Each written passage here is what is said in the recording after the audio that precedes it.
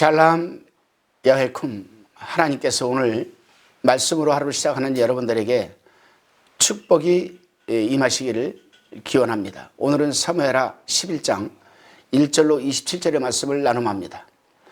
로마서 3장 10절에 읽어보면 기록한 바 의인은 없나니 하나도 없으며 라고 했습니다. 그렇습니다. 이 세상에 완전한 사람은 단 한 사람도 없습니다. 나름대로 모두가 다른 죄성을 안고 저지르며 살아가고 있을 것입니다. 왜냐하면 사람마다 지가 다르고 정이 다르고 의가 다르기 때문일 것입니다. 그러나 의인에 가까운 사람은 있을 것입니다. 가까운 사람, 의에 가까운 사람. 그러한 인물 중에 하나가 바로 다윗이 아닌가 생각을 합니다. 성경 열왕기상 15장 5절에서 이는 다윗이 햇사람 우리아의 일 외에는 평생의 여호와 보시기에 정직히 행하고 자기에게 명하신 모든 일을 어기지 아니하였음이라고 밝히고 있기 때문입니다. 그럼에도 불구하고 다윗은 파렴치한 죄성을 드러내고 말았습니다. 그 파렴치한 죄는 자신의 군대 장관인 우리아의 아내 밧세바와 불륜을 저지른 사건이었습니다.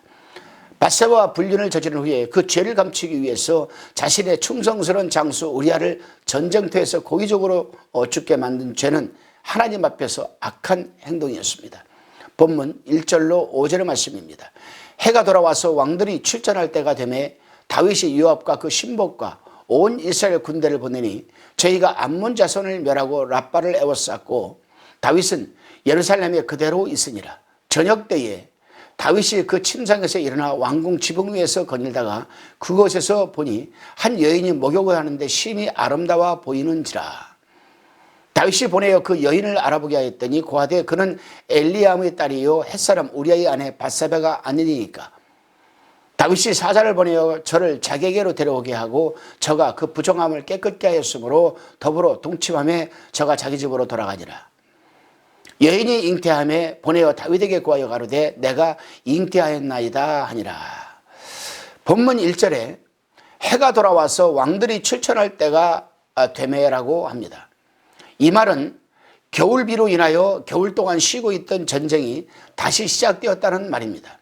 전쟁을 계속할 수가 없는 우기가 지나고 그 다음에 봄이 되자 다윗은 요압을 대장으로 하여 자기의 부하들과 온 이스라엘 군인들을 출전시켰습니다.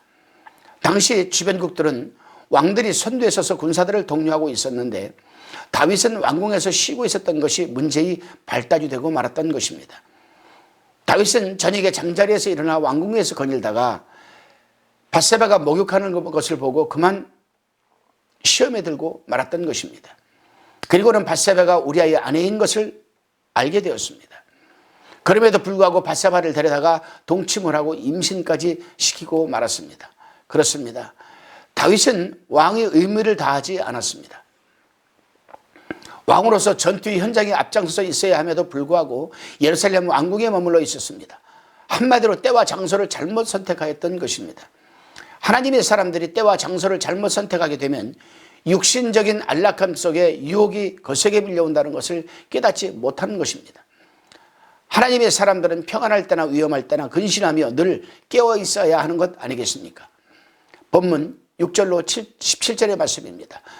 다윗이 요압에게 기별하여 햇사람 우리아를 내게 보내라 하며 요압이 우리아를 다윗에게로 보내니 우리아가 다윗에게 이르매 다윗이 요압의 안부와 군사의 안부를 싸움 어떠한 것을 묻고 저가 또 우리아에게 이르되 내 집으로 내려가서 발을 씻으라 하니 우리아가 왕궁에서 나가매 왕의 식물이 뒤따라가니라. 그러나 우리아는 집으로 내려가지 아니하고 왕궁 문에서 그 주위 신복들로 더불어 잔지라. 혹이 다윗에게 구하여 가로되 우리아가 그 집으로 내려가지 아니하였나이다. 다윗이 우리아에게 이르되 내가 길 갔다가 돌아온 것이 아니냐 어찌하여 내 집으로 내려가지 아니하였느냐. 우리아가 다윗에게 고하되 언약궤와 이스라엘과 유다가 영체 가운데 유하고 내 주 요압과 내 왕의 신복들이 바깥들에 유진하였거늘 내가 어찌 내 집으로 가서 먹고 마시고 내 처와 같이 자리이까. 내가 이 일을 행치 아니하기로 왕의 사심과 왕의 혼을 사심을 가리켜 맹세하나이다. 다윗이 우리아에게 이르되 오늘도 여기 있으라. 내일은 내가 너를 보내리라. 우리아가 그날에 예루살렘에 유하니라. 이튿날 다윗이 저를 불러서 저로 그 앞에서 먹고 마시고 취하게 하니 저녁 때에 저가 나가서 그 주위 신복으로 더불어 심사하게 듣고 그 집으로 내려가지 아니하니라. 아침이 되매 다윗이 편지를 써서 우리아의 손에 붙여 요압에게 보내니 그 편지에 써서 이르기를 너희가 우리아를 맹렬한 싸움에 앞세워 두고 너희는 뒤로 물러가서 저로 맞아 죽게 하라 하였더라. 요압이 그 성을 살펴 용사들이 있는 줄을 아는 그곳에 우리아를 두니 성 사람들이 나와서 요압으로 더불어 싸울 때에 다윗이 신복 중 몇 사람이 엎드러지고 햇사람 우리아도 죽으니라. 참으로 다윗은 엄청난 죄를 저질렀습니다. 그렇게 충성스러운 이 왼팔의 장수를 한 여인과 동침한 것으로 맞바꾸고 말한 것입니다. 왜 그랬을까요? 욕정이 그렇게 무서운 것입니다. 다윗은 밧세바가 임신했다는 소식을 듣고는 전쟁에 참여하고 있는 우리아를 불러서 집에 가서 쉬라고 내려가라는 말을 4번이나 합니다. 집으로 내려가라는 말을. 이 말이 무슨 뜻이겠습니까? 자기가 저질러 놓은 임신을 우리아가 아내하고 동침해서 임신한 것으로 위장시키기 위해서 그러려고 했던 것이 아니겠습니까? 그래요, 여러분. 우리아가 집에 가서 휴식을 취하고 아내와 동침하는 다윗의 이 친절한 이면에는 우리아로 하여금 밧세바가 임신한 아이의 아버지가 되게 하고 동시에 율법에 걸리게 하려는 다윗이 무서운 속셈이었습니다. 왜냐하면 언약궤가 군대 가운데 있었다는 사실로 미루보아 그 전쟁은 하나님을 위해서 싸우는 성전이었으며 성전 중에는 여인과의 접촉을 피해야 하는 엄격한 율법적인 규칙이 적용되고 있었기 때문에도 아마 우리아를 집으로 보내서 우리아가 아내 밧세바와 동침하면 율법에 걸리는 죄악에 따라 처벌하려고 했던 다윗의 치밀한 간사한 그런 무서운 계획이 있었던 것입니다. 그렇습니다, 여러분. 여기서 우리는 우리아와 다윗의 모습을 한번 바라보게 됩니다. 우리아는 여호와의 전쟁에 임하는 장수로서 떳떳하고 당당하게 행동한 것과는 달리 다윗은 여호와의 종이요 한 나라의 지도자로서 비겁하고 불의하게 행동하여 자신의 충신을 죽게 하고 말았습니다.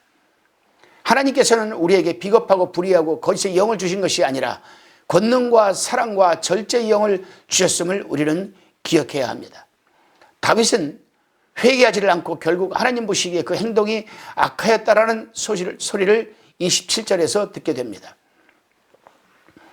그동안 쌓아온 하나님의 종으로서 왕으로서의 신뢰가 한순간에 무너져버리고 하나님 앞에 악을 행하는 자로 나타나며 악을 행하는 자신의 행위와 참된 본질을 깨닫지 못하는 어리석은 사람으로 다윗은 나타납니다. 그렇습니다, 여러분. 하나님의 사람들은 알고 지었던 모르고 지었던 자신이 죄 가운데 있음을 깨달으면 변명과 비겁함과 불의함을 다 버리고 철저히 회개하여 다시는 그러한 죄성에 물들지 말아야 할 것입니다. 오늘 하루도 여러분, 우리는 죄를 지었으면 회개하고 다시는 그러한 죄성에 물들지 않는 온전한 승리의 하루가 되시기를 바랍니다. 기도하시겠습니다. 주님, 우리 또한 다윗처럼 되지 말라는 법은 없을 것입니다. 철저히 경건의 연습을 게을리하지 말게 하시오 안일함에 빠지지 말게 붙들어 주시고 가야 할 곳과 가지 말아야 할 곳, 보아야 할 곳과 보지 말아야 할 것들을 잘 분별하게 도와주셔서 악하다는 소리를 듣지 말게 하여 주시옵소서. 예수님의 이름으로 기도드리옵나이다. 아멘.